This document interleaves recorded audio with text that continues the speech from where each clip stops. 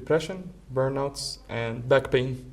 Just surviving. Students don't find any time just to even eat.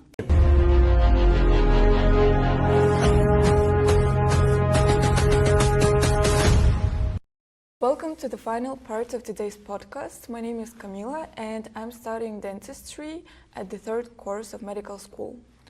And I am Mohamed, a fifth course medical student with Kamilia in the same university. In this section, we speak as medical students and share our perspective on science, student life, and academic growth in medicine. And this conversation is based on our experiences and challenges during medical school. I think maybe let's start with research in medical school. I think that this topic is often misunderstood by students. Yes, it is very misunderstood by students, and it's because of navigation problems. Most medical students or anyone who is in healthcare programs currently has a big problem with studying and balancing with research on the same time because of the time management problems. And also, for example, as a dental student, honestly, at first, research wasn't really my priority. I was mostly focused on passing exams, improving my practical skills, and just surviving medicine. And research felt very far away from everyday student life. But my attitude changed when I faced a very simple question during clinical practice, like why do we actually choose one treatment option over another? And I realized that the answer is almost always research. And I think that most of students think that it's not necessary, that it's only for future scientists, but it's actually not true. I couldn't agree more, because most of these students don't really analyze the information that they are uptaking on daily basis. This information was passed down from scientist to scientist, doctor to doctor, professor to professor, and this is by research. So mainly, what does research mean? It means looking into the background of scientific information to test which is more efficient in a scenario to another. And also research opens a lot of opportunities. Like through research, students can attend conferences, present their work, and meet people who are genuinely interested in science and medicine. And I think these experiences, they help you feel more confident and more involved in academic side of medicine. Yes. It is very true, but the problem is with medical students or even dentistry students, where do I start? They always ask this question, where do I start? When they ask someone who had research before, when students come up to me, they ask me, how do we start research, Mohammed? And my question is, you just have to start. But really, that's not the answer. Starting research requires lots of things before, but mainly you have to have determination and devotion and discipline behind you when you're starting your research. How do you start this? First step is usually finding a mentor. What does finding a mentor help you with? It helps you mainly navigate through the scientific databases and the different research topics that you will have. How does it work? These scientific mentors usually are already working on science works because of their PhDs or masters that they are preparing. Yes, and most of students also ask questions like, when do you think students should start their research? Personally, I think students can start getting involved in research around the second or third year, maybe, because by that time you already understand the basics of medical and dental subjects, and research starts to make more sense. In the first year, it can be overwhelming, so it's better to begin with simple things, learning how to read articles or maybe assisting in small projects. Yes, mainly in first course, even in second course, students are just still taking academic subjects such as anatomy, histology, which has a huge volume on these students, and students don't find any time just to even like eat properly on time. So I think, yes, as Kamilia said, it's usually better to start at second course, third course. So next step after finding a mentor is usually finding a topic or finding something you will work on, plus choosing which type of research you want to pursue. For example, most students, I advise them to start with case reports, because case reports are the easiest to write with the highest evidence, and they are easier also in publication, since most journals look for rare case reports, but unfortunately nowadays not a lot of rare cases you can find in everyday life or in everyday clinical practice. Mm-hmm. And question for you, what was the hardest part of starting research for you personally? Personally, the hardest part in starting the research was the time management. Not the starting, because I wanted to start. I knew that I had to start somehow sooner or later. The time management is very hard, especially when you are looking to read from 10 to 20 articles, even in a week. It takes lots of time, because sometimes these articles don't just contain simple information that you can understand by yourself. It contains information that you will need to ask your doctors about, you need to ask your professor about. You will need much more in-depth information and explanation of these topics, for example. Mm-hmm. What about you, Kamilia? I think that when firstly I wanted to start research, I didn't know how to start it, what topic to choose, and who to ask. In our university, we had like a lection with a teacher, microbiology teacher. You know, her name is Ekaterina. She had a lecture about the research works, and it really helped me because she explained everything step by step. I think one of the biggest problems for students, it's not the lack of interest, but the lack of guidance. So many of us want to start research, but we don't know where to begin. And that uncertainty often stops students before they even try. And from my experience, research shouldn't be seen as something extra or stressful. It's actually a tool that helps you become a very thoughtful and responsible doctor. Even if you don't plan academic career, research helps you understand medicine on a deeper level and make better clinical decisions in the future. Not just that I agree, but it's certainly very true about how the research helps you, because when students think they start research, they think they're starting another career when they're already a medical student. But actually, the research topics that you are finding opens for you a pathway in each and every subject you're studying. Let's say, for example, you are having a case study about someone with a heart disease, for example. You will find yourself going to treatments which helps you, for example, in pharmacology, clinical pharmacology. You will find yourself getting much more information about even everything relating to internal medicine, of course. And if this case report included a surgery or a surgical intervention, you will find yourself getting into surgery, not even by your choice. So you are combining all of these subjects and all of your knowledge in one place, which makes it very interesting. Plus, you will get some kind of extra knowledge than other colleagues in your group, in your batch, because you started and they didn't. Okay, I really liked our conversation about the research. And what do you think about the conferences? Should students attend them, and what are the opportunities of involving into it? So about conferences, I always have this, let's say, not saying, but I have this rule. If you want to attend a conference, always attend when you can be a speaker in the conference, because it helps build lots of stuff. Mainly in conferences that students join nowadays, they are participants, someone who just goes there to listen, sit down, listen, and it's usually boring because they don't know what the doctor who is on stage speaking about, which type of information is he giving out.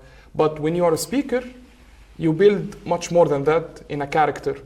You become someone who is well known, that's first. Second, doctors who are sitting, they are listening to you. So you will find yourself sooner or later building networks with doctors, let's say from Spain, from Italy, not just from Europe, also, let's say from Latin America, from Africa, from all types of continents. It helps you later on in life when you want to look for a place you want to stay in and work as a doctor.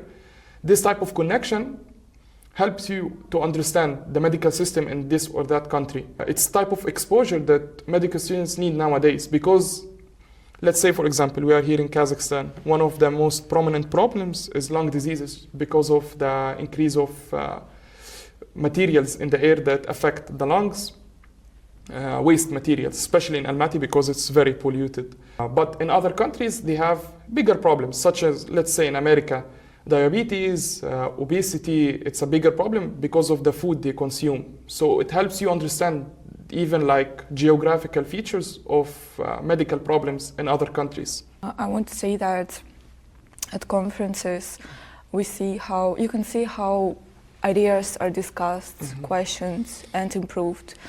You learn how to communicate your thoughts clearly, answer questions, and also you accept feedback there.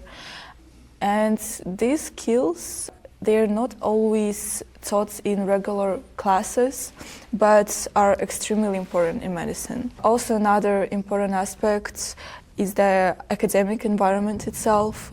Being surrounded by motivated students, young researchers, and experienced doctors, it's very inspiring.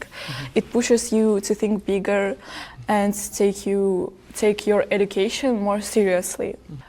Also, about these conferences, they help students build confidence. Like even listening to presentations help you realize that everyone starts somewhere and academic growth is a process. You stop feeling like an outsider and start feeling like part of medical community. You said that it's prioritized to, if you participate in conferences, you should be speaker, but should students attend even without presenting? Without presenting, it depends. And in my opinion, let's say, for example, you are a 4th course or a 5th course medical student like me. If you decided from now that you want to attend something that is, so let's say you want to go into surgery. You didn't decide yet on which type of surgical practice you want to pursue, but you want to go into surgery. Go to a conference that will discuss your future plans. Don't go to just any conference just because some students go just to get like certificate of attendance and they think that this is a part of their CV. Actually, this is a very common mistake. Attending a conference doesn't give you something that is very, let's say, professional, except if you are going and knowing what you will see there in the conference is something you're interested in. Plus, if there is a doctor who is going to go to that conference that you know or you heard of, that will really help you change. Not just going, it's a conference organized by the city, and all students are going, so I'm gonna go with my friends. This is like, this is a trap for yourself. You're trapping yourself in a box. You will never get out of this box unless you think outside of the box. You have to understand that if you go to a conference and you're not gonna be a speaker, you have to go to get some knowledge. You have to go and learn something at the end of the day, not just going to passing time and posting on your story or getting your certificate. It's much more deeper than that. You should use your time always efficiently. Yeah, I agree with you. And what do you think about the internships and what opportunities it can give to students? So internships they don't really differ much, but some countries have some other system of internship, different from another country, of course. So, for example, most common is that students finish their internships in their universities. For example, if we graduate from our university, you're gonna finish the internship in the same university. Looking for an outside internship, you have to look carefully in its program. The internships that are provided abroad, they are good, they are great. Even in some countries, they are like perfect. You will get all type of information you need from that internship. You will get the experience, you will get the knowledge, you will get even to meet great doctors who will treat you as their son or daughter. But the problem lies in one thing. When you go abroad for that internship and you come back with your internship and you are finished, you're done with it, did you plan on what you want to do after your internship. Let's say, for example, if I take an internship abroad and I want to come back here to work in the medical system of the country that I graduated from. You have to understand that the internship you're taking should match the criteria. This is one. Second, if it does not match, you have to find a way to think about what you want to do after that internship if you are going to stay in the country that you took the internship from. For example, if our university has a collaboration with Japan and Chinese universities for internships.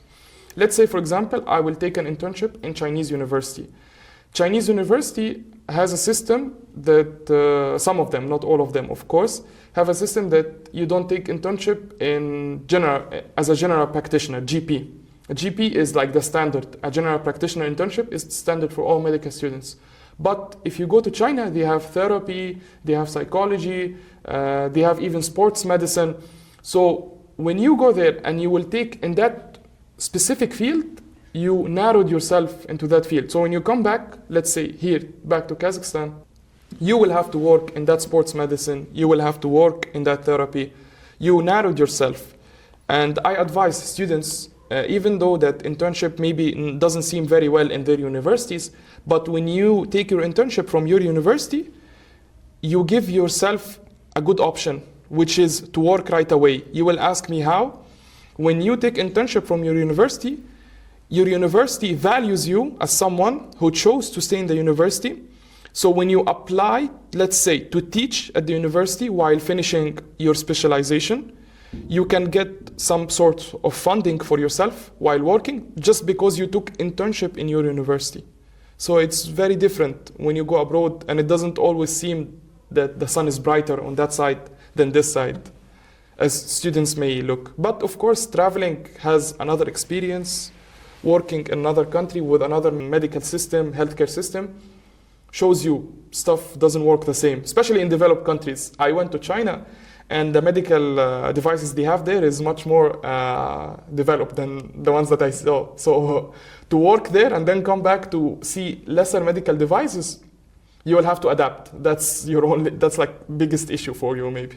I totally agree with you. And from this topic, I think we can also discuss why, like the importance of learning languages, that for internships, for exchange program, it's necessary to know the language. And do you think that language barriers limit students more academically or professionally? Yes, it does. It does limit students. I think also not just for us international students, but also for local students. How does it limit local students? Some local students know only Kazakh or know only Russian. Their Kazakh is not very well, let's say, for example. So when they want to start a research in English, it makes a huge problem for them because, medical terminology in English is very different. Same for us. When we want to practice in hospitals, international students, all of them that will hear me right now, they will understand this. When you want to practice in a hospital or in a clinic, they always ask you, do you know a little bit of Russian? And you look at the teacher and you're like, yeah, but you don't know a word of Russian. It's just to get some practice. You want to always, but it is the way the country is. If you are going to a country abroad, you should understand to work with a patient, you need to know their language for the patient to speak with, for the practice. Also, biggest problem for us international students is we refuse maybe to learn for the language. We can learn, but I think teachers or the university has a greater part in teaching us in a language that can help us practice. And as Kamilia said about the language exchange, I think when you travel abroad for an internship, let's say in Japan, for example, you will learn a couple of Japanese words. But also when you go into internships, of course, you have in the program installed a language class for you. You have to attend language classes. Yeah, for example, even if it's not about internships, exchange programs, it's about research projects that most scientific articles, guidelines, and even educational resources, they're published in English. Like most of useful information that you need in your career, all of them, they're published in English. And if you don't know the language well enough, your access to medical knowledge becomes very limited. It's very essential for academic growth. because all of these things that we discussed, like conferences, exchange programs, maybe some summer schools, and they always require at least a working level of English. Without it, many opportunities, they're just unavailable. Sometimes it can be because of students being lazy actually to study English. But you have to know that if you want to travel, if you want to go to another place, the universal working language, for medical students at least, is English. I think so, right? Yes, I don't see languages as an extra skill anymore. That I see them as a basic tool, just like clinical knowledge. A necessity to your life. Languages are, yes. Yeah, for example, from even my experience, when we just prepare for exams or practical classes, we often look for additional explanations online, and very often the clearest videos, articles or guidelines are in English. Sometimes I don't understand in Russian, but I can understand in English because the explanation there more simple. If you don't understand the language well, you either miss the information or rely on limited translated sources.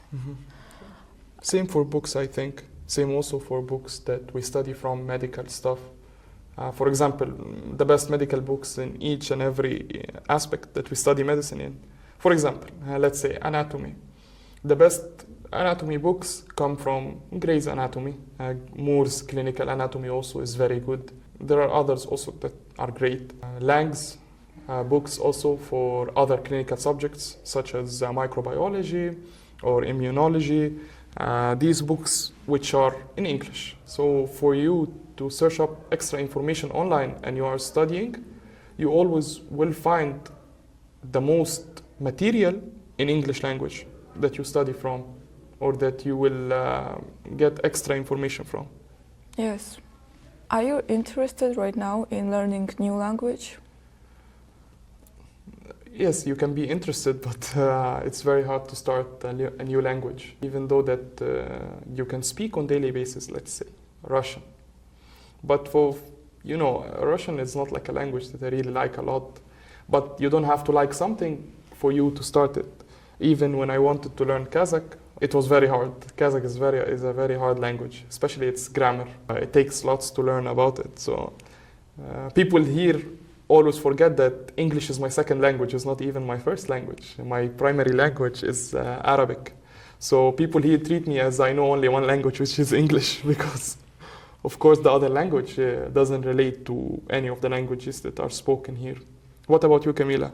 As for me, in summer I decided to learn a new language. It's German, and it was a sudden decision. I was just at work. I was working as a dental assistant, and I was talking to my doctor about different things, about the clinical situations, and I was asking also her about the research projects.